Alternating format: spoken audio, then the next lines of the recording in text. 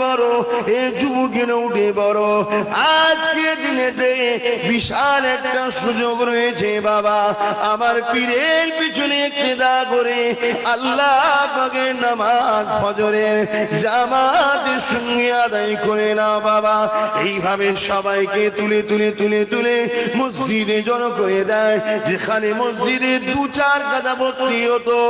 আজ গরিবি নওয়াজ যখন হুজুর মুবারক থেকে বেরিয়েছে, দেখতে লেগেছে পুরো মসজিদ ভর্তি, মসজিদের বাইরে জমিন ভর্তি, আশপাশের মাঠগুলো সব ভর্তি হয়ে গেছে।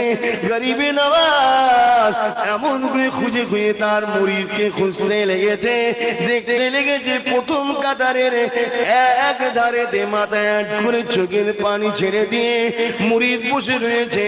হুজুর আমার সুন্নাত আদায় করে নিয়ে ফজরের 2 রাকাত নামাজ পড়ে নিয়ে হুজুর আমার দাঁড়িয়ে গেলে, এ বাবা মুরিদ তুমি কি ভুলে গিয়েছিলে বাবা? জি না হুজুর, বিয়াদবি মাফ করবে, আপনার কথা আমি ভুলি না। তাহলে বাবা এরকম কাজ করলে কেন বাবা? ওই সময় মুরিদ বলতে লাগলে, হুজুর আমি রাত্রিরে অনেক করেছি,